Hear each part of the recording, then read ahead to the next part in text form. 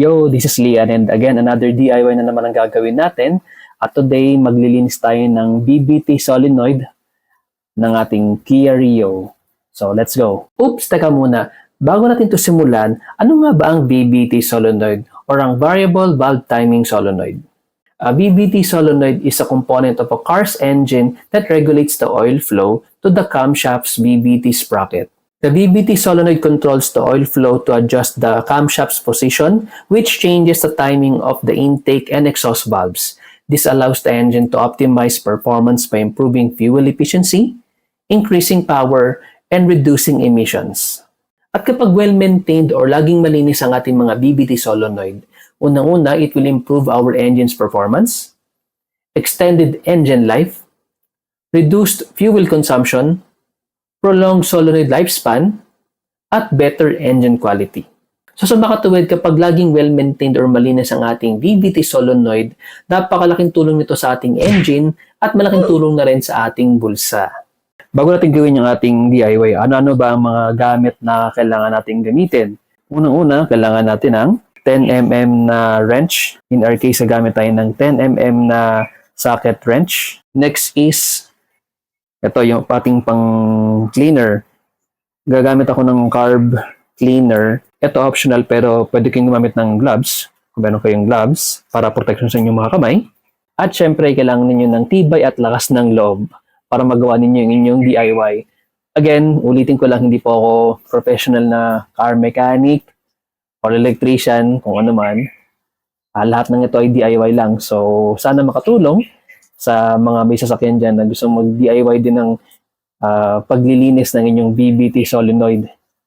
So, etong sasakyan ko is yung Kia Rio. I guess parang pwede rin siya sa Hyundai Accent. Parang ganun. So, yeah, let's start na natin yung ating DIY. So, ito yung ating engine bay. Ang tanong, saan ba dyan located yung ating BBT solenoid? Dito sa ating engine ng Kia Rio, I think same din to sa Hyundai Accent. Dito siya located. Ito. Meron siyang socket dito. And ito mismo yung BBT solenoid. Then, para matanggal nyo siya, gamit lang kayo ng 10mm na wrench or socket. Ito yung kanyang screw. Then, matatanggal nyo na yan.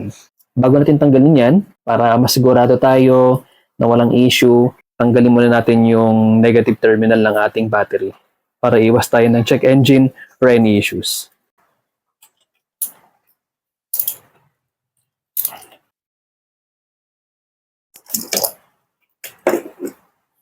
Next natin tatanggalin is yung socket ng mismong BBT solenoid. Press nyo lang dito. Then, i-pull ninyo. Yan. Tanggal na siya. After natin tanggalin yung socket ng ating BBT solenoid, ngayon, tatanggalin natin yung screw, which is ito. Yan. Gagamit tayo ng 10mm na socket wrench.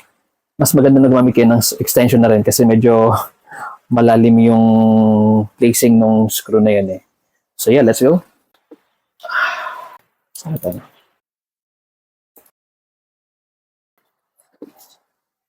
So yun, natanggal yung screw. Next ating tatanggalin is yung ating BBT solenoid.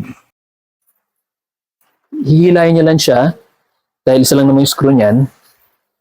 In our case, medyo matigas lang siya pero madali naman siya tanggalin supposed to be.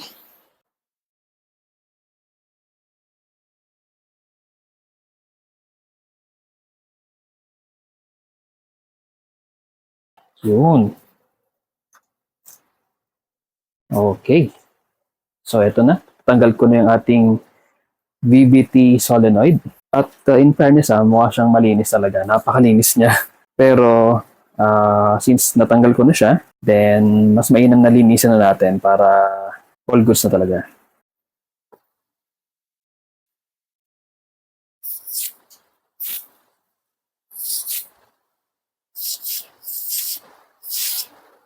Okay.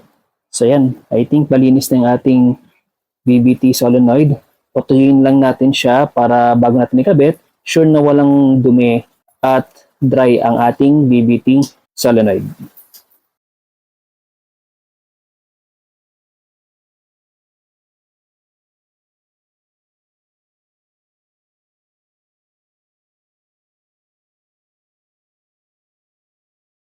At sa pagbalik, reverse lang yung ginawa natin kanina.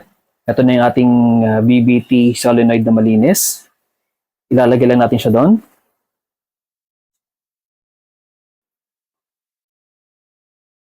And then, screw na natin yung kanyang 10mm na screw.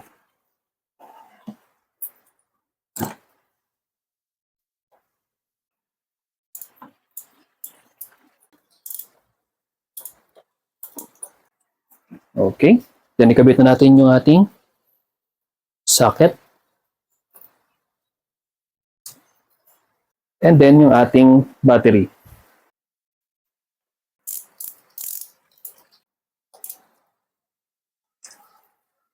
So, ayun, tapos na tayong maglinis ng ating BBT solenoid. Check na natin ngayon kung magkakaroon ng check engine. So, yeah, let's start this bad boy. Let's start. Yan. Ayun, nawala yung check engine natin. So, okay naman so far. Ang ganda pati ng kanyang minor. And good thing, nawala yung check engine. Ibig sabihin, okay ang ating ginawang DIY. Nalinis natin yung ating BBT solenoid. At mas mag-improve pa yung ating sasakyan. So, yun lang naman. Thank you so much for watching. And as always, stay chill!